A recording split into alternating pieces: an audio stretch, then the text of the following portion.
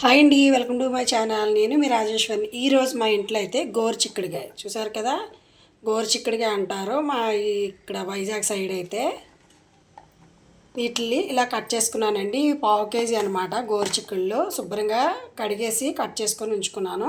అలాగే పెద్దవి 2 ఉల్లిపాయలు తీసుకున్నాను, పచ్చిమిర్చి 2 తీసుకున్నాను, కరివేపాకు, టమాటా 2, అలాగే ఎల్లుల్లిపాయలు, అల్లం అనమాట. ఎల్లుల్లిపాయలు ఒక పాయ తీసుకున్నాను, అల్లం ఇంచి తీసుకున్నాను అనమాట. చూడండి ప్రాసెస్ మొత్తం. అలాగే మిక్సీ జార్లో ఏమేమి వేసుకోవాలో పేస్ట్ కోసం మీకు చూపిస్తున్నాను. పలుకులండి, నేను 1 టీ స్పూన్ పలుకులు తీసుకున్నాను. అలాగే అల్లము, వెల్లుల్లిపాయ చూపించాను కదా మీకు అవి. అలాగే కొంచెం ఎండు కొబ్బరి కొంచెం వేసుకున్నాను. పసుపు అనమాట. అలాగే కారం కూడా వేసేసుకుంది అందులోనే. 2 స్పూన్లు వేసుకుంటున్నాను. ఇందులోనే కొంచెం నేను దోసపప్పు వేసుకుంటున్నానండి టేస్ట్ కోసం అనేసి. ఇప్పుడు ఇది ఫైనల్గా మిక్సీ కొట్టేసుకుందాం. అలాగే స్టవ్ వెలిగించి కళాయి పెట్టుకొని ఆయిల్ పోసుకున్నానండి ఒక 2 స్పూన్లు. ఇప్పుడైతే పచ్చిమిర్చి వేసేస్తున్నాను. అలాగే కరివేపాకు,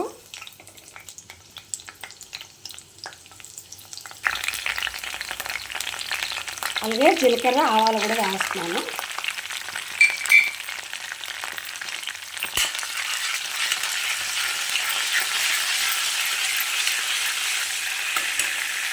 ఇప్పుడు ఉల్లిపాయలు కట్ చేసుకున్నాం కదా పెద్దవి, అవి కూడా వేసేసుకుందాం. అలాగే ఉల్లిపాయలు మగ్గాయి కదండి, ఇప్పుడు గోరుచిక్కుడు కూడా వేసేసుకొని మగ్గబెట్టుకుందాం.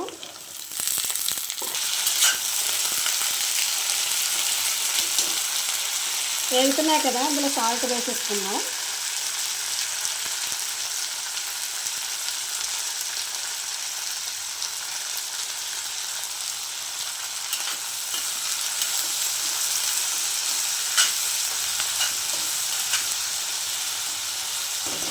ఇది బాగా వేగిన తర్వాత అప్పుడు టమాటా వేసుకుందాం.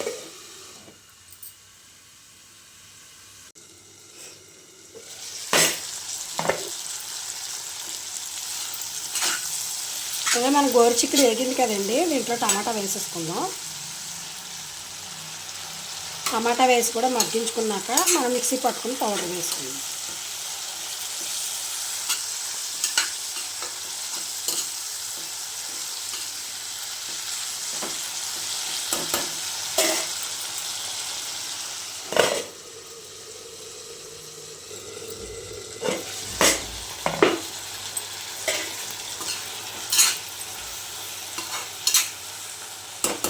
ఇలా మగ్గింది కదండి టమాటా వేసిన తర్వాత, ఇప్పుడు మనం మిక్సీ కొట్టుకున్నాం కదా ఈ పౌడర్ కూడా వేసేద్దాం.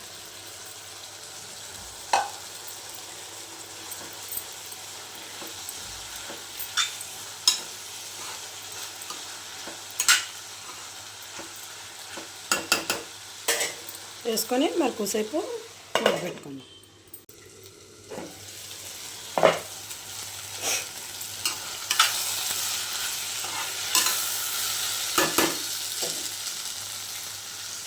అలాగే ధనియా పౌడర్ కూడా వేసేస్తున్నానండి.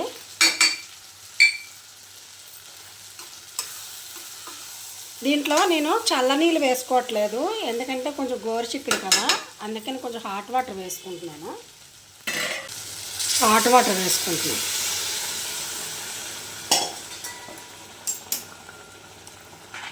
చల్లనీళ్ళు అనుకోండి కొంచెం ఇది పీచులాగా ఉంటుంది, కొంచెం బిడిచెక్కుతుంది కదా, అందుకనేసి నేను ఏం చేశానంటే చల్లనీళ్ళు వేయకుండాను హాట్ వాటర్ అయితే వేసుకున్నాను. ఇది దగ్గరికి అయ్యాక కర్రీ మొత్తం ఉడికిందాక ఉంచి తర్వాత మనం కొత్తిమీర చల్లుకుందాం.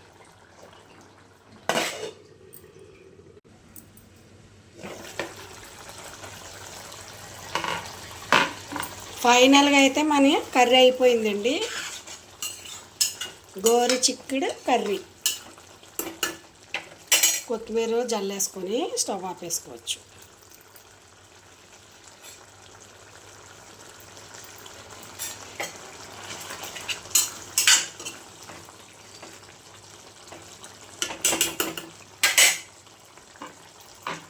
స్టవ్ అయితే ఆపేస్తున్నాను, అయిపోయింది.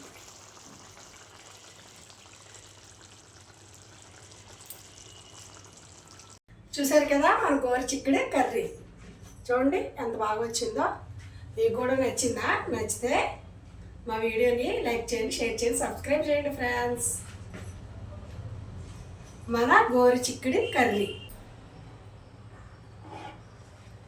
రెసిపీగా నచ్చినట్టుకుంటే లైక్ చేయండి, షేర్ చేయండి, సబ్స్క్రైబ్ చేయండి, ప్లీజ్ కమెంట్ పెట్టండి. ఓకేనా? Bye friends. మీకు కూడా మా గోరు చిక్కుడు కర్రీ.